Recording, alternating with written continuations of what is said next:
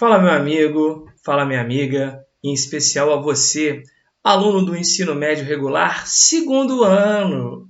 Eu, professor Matheus, professor de História, mais uma vez venho aqui compartilhar com vocês e aprender muito mais um pouco dessa disciplina tão gostosa. Galera, olha, a gente que vai estar trabalhando aí, já estamos chegando ao volume 4, né, na segunda semana do PET, do Plano de Ensino Tutorado, que nos foi disponibilizado pela Secretaria de Educação do Estado de Minas Gerais, chegamos a um assunto que eu acho um dos mais fáceis da história. Por quê? Você aprende esse conteúdo aí, Revolução Industrial, galera, na história, na geografia, discute-se na questão da sociologia, você usa muito na redação. Chegamos a um momento muito bacana, um momento gostoso e a gente continua na caminhada. Só que antes de eu continuar com vocês a trabalhar com conceitos e ajudar na resolução, lembra aqui de falarmos sobre a Escola Online. Para quem não conhece, galera, Escola Online, projeto onde eu e vários outros colegas fazemos parte, a gente está disponibilizando para você não só a resolução dos PETs, mas muitos outros conteúdos em videoaulas para que você possa ter acesso em várias mídias sociais, como é o caso do Facebook, como é o caso do Twitter. Fica atento no nosso Instagram, como eu já falei, e agora está ficando cada vez melhor, porque para quem tem acompanhado os PETs, galera, o que a gente tem feito? Colocado no nosso Instagram uma agendinha, para que você saiba exatamente o dia que serão postados as aulas que você precisa.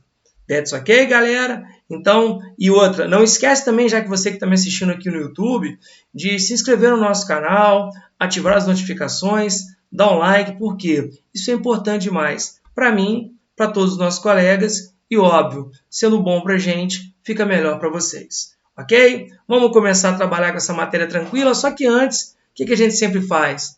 Roda a nossa vinheta. Vamos lá? Rodou a vinheta.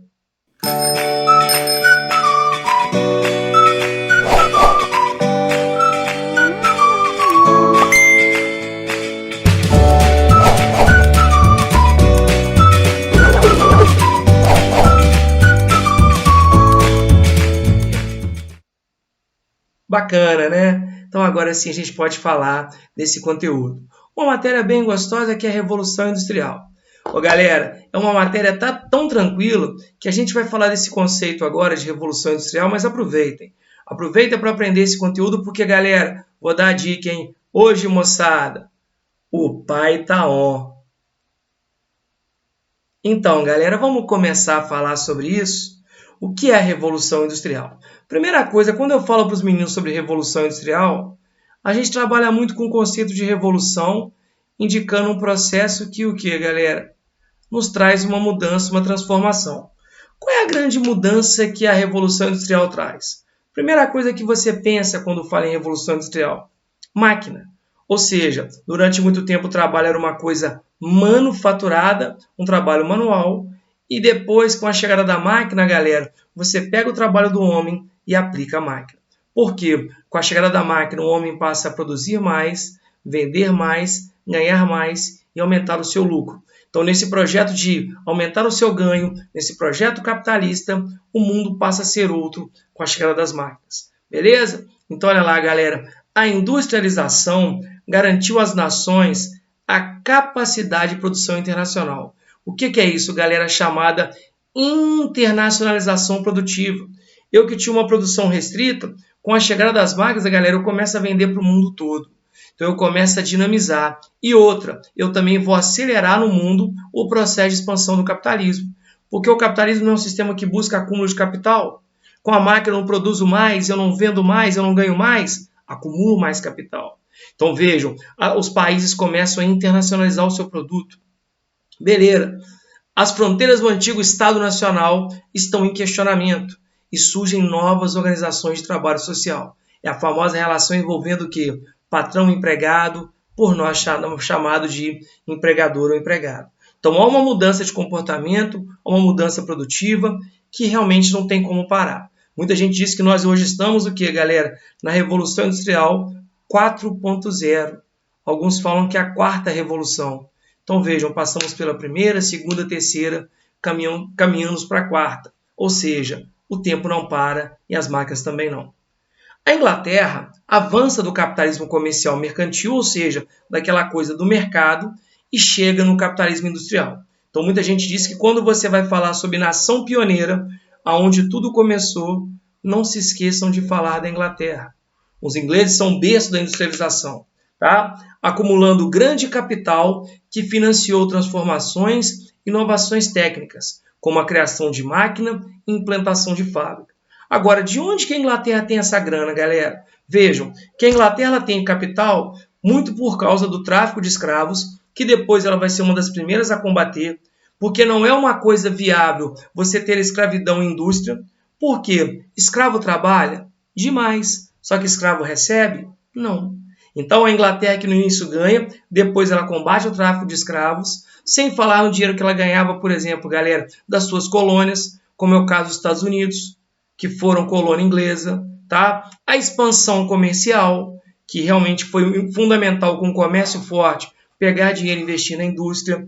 Não se fala aqui, mas podemos lembrar da força que a marinha mercante inglesa tem, né? Quando nós tivemos os atos de navegação, a Inglaterra foi a grande rainha dos mares, tá? E lembrem, galera, também que nós tivemos na Inglaterra os chamados enclosures, por nós conhecido como leis de cercamento. Foi quando então o governo, para dinamizar, o que ele fez? Ele começa a expulsar os camponeses, os antigos servos das suas terras, e você começa a usar essa terra para quê? Para você começar a criação de ovelhas e também disponibilizar campo para algodão. Você fala ovelha? Algodão? Isso me dá matéria-prima para a indústria têxtil. E outra, se eu expulso o trabalhador da terra, eu obrigo ele para a cidade, criando um exército de mão de obra. Tá? Então você percebe que essa mão de obra barata foi fundamental para mover as primeiras fábricas. Vejam vocês, galera, então como a gente viu, você usa para a criação de ovelha e as terras garantem a produção de lã para a indústria têxtil inglesa. Então a Inglaterra puxa o bonde de um processo que não para. Show de bola? Os cercamentos, os chamados enclosures, quando você começa a cercar as propriedades, alegando que a terra é do governo e expulsar as famílias, começam no século XVI e vão até o século XVIII. E acompanha o período de transformação do capitalismo comercial mercantil, que para mim é a mesma coisa, capitalismo comercial ou capitalismo mercantil, para o capitalismo industrial inglês, ou seja, a Inglaterra puxa o bonde da industrialização. Show de bola, galera? É importante ressaltar que a partir da industrialização, o deslocamento da população do campo para a cidade intensifica. Olha, o êxodo rural. Eu estou perdendo a minha terra, não tendo oportunidade, eu acabo sendo obrigado a ir para uma cidade, onde surgem as fábricas. Então, falar em industrialização, galera, você fala em urbanização. Tá? No Brasil, onde o Estado não investir diretamente na população desfavorecida, vamos ter uma concentração de moradias precárias. Lembra aí, galera, quando a gente fala sobre os famosos cortiços, tá? Onde as pessoas passavam, por exemplo, aquelas casas com grandes com grandes quartos, onde as pessoas ficavam um pouco. E aí você começa a ter, sem estrutura básica, um processo de favelização das metrópoles, o que acontece muito.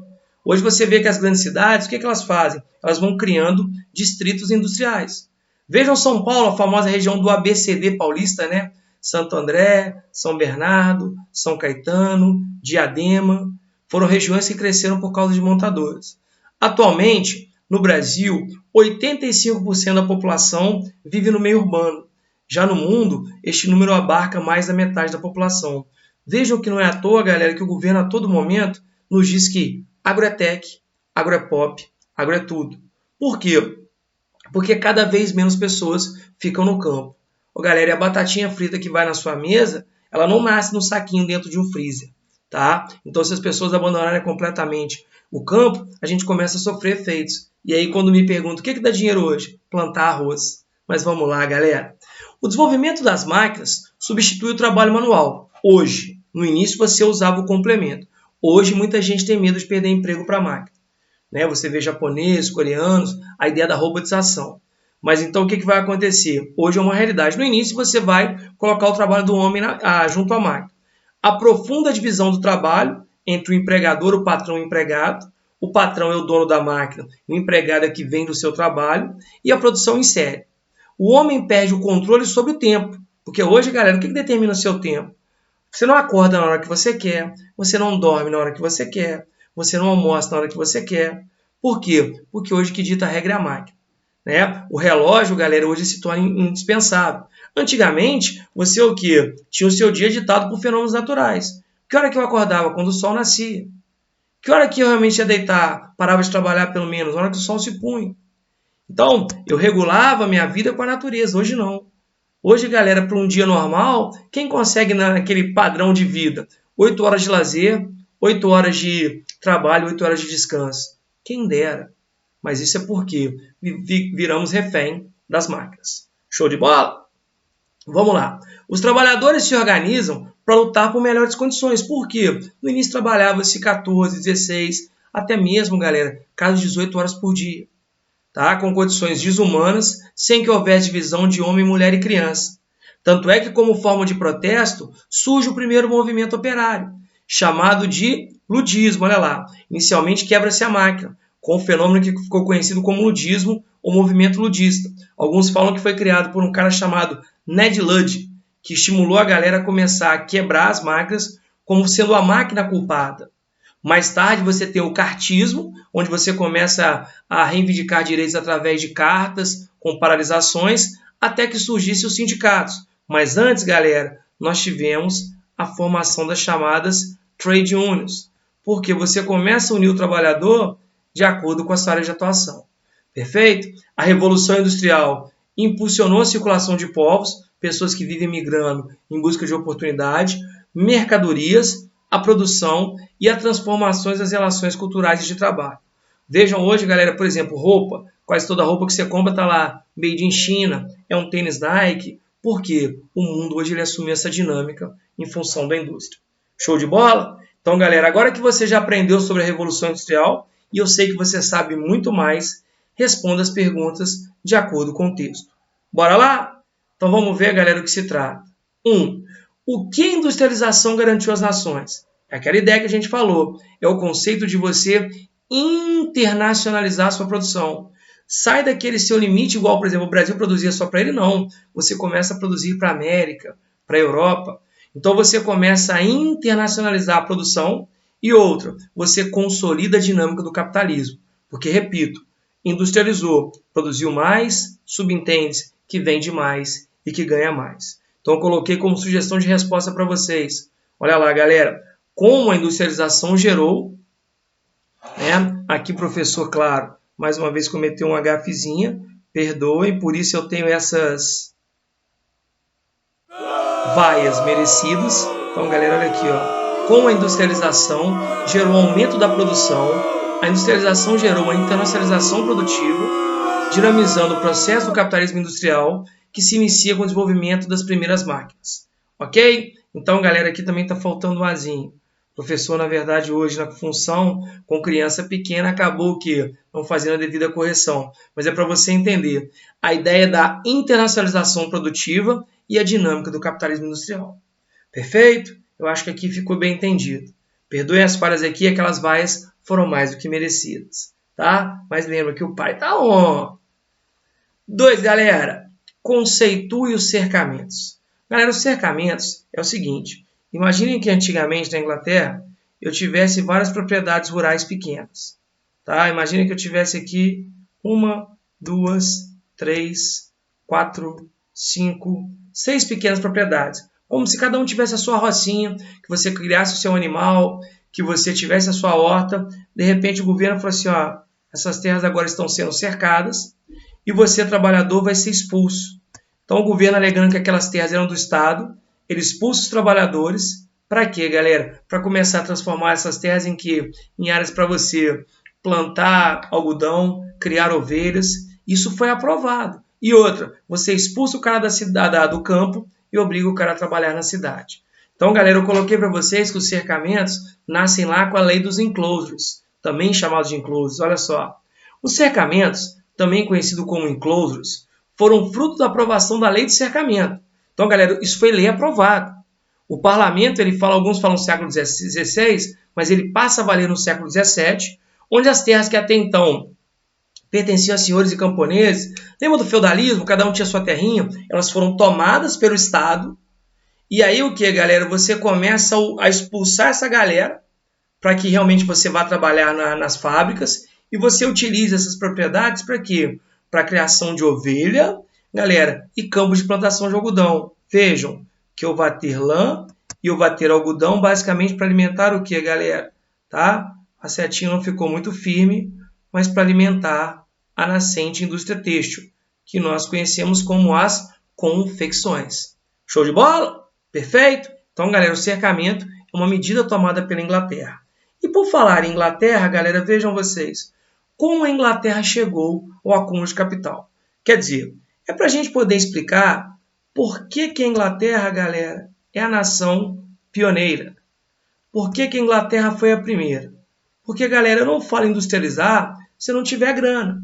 Então, eu costumo dizer que a Inglaterra tem várias fontes. A gente viu no texto que a gente fala do quê? Da questão do dinheiro vindo do tráfico negreiro, da questão do comércio, da questão também que foi colocado, né, galera, que foram as suas colônias, mas eu citei a questão de ter uma marinha muito forte. Vocês vão se lembrar na história do Brasil que, além de tudo, a Inglaterra sempre foi sempre foi muito sagaz em criar acordos, tratados que ela se dava bem. Exemplo, o famoso Tratado de Panos e Vinhos. Lembra que Portugal entrou numa furada? Portugal se comprometia o quê, galera? A comprar produtos manufaturados, enquanto a Inglaterra comprava vinho e azeite. Olha a pernada que Portugal tomou. Então a Inglaterra sempre foi muito safra, sempre foi muito sagaz nisso. Então eu coloquei, olha lá, galera, além de possuir uma forte marinha mercante, quer dizer, a rainha dos mares, e de possuir vantagens em acordos comerciais, como eu acabei de citar aqui para vocês, o Tratado de Methuen, também chamado de Tratado de Panos e Vinhos. Os ingleses ainda conseguiram acumular capital de onde? O que o texto fala? Tráfico de escravo, e que depois a Inglaterra ela apoia para depois combater. O colonialismo, ou seja, a Inglaterra como Portugal teve o Brasil como colônia, a Inglaterra teve os Estados Unidos, que inicialmente se chamavam 13 colônias, tá? Somado, claro, à expansão comercial que gerou dinheiro do comércio para investir na indústria. Então a Inglaterra tinha várias fontes de renda para poder investir no que, galera? Na sua industrialização. Show de bola? Então vamos lá. Com a industrialização, o que ocorre com a população? Acabamos de falar.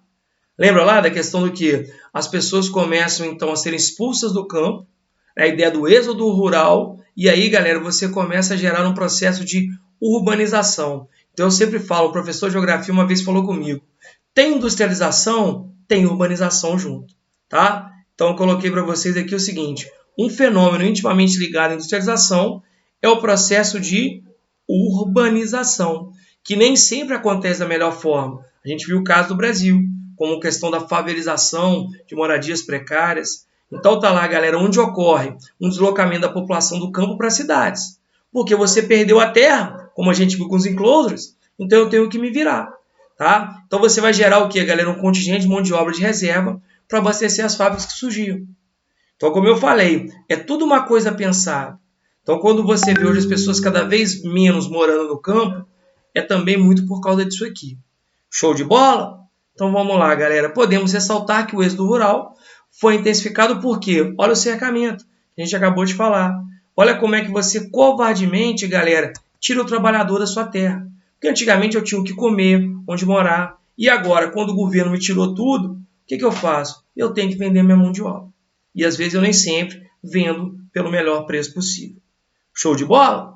Então, galera, vamos lá? E a quinta? Explique como os trabalhadores se organizaram para defender os seus direitos. Porque, como eu falei, se hoje, galera, apesar que muito se briga para acabar com direitos trabalhistas, como, por exemplo, salário mínimo, seguro-desemprego, 13º salário, você sabe que existe uma ideia de revisão.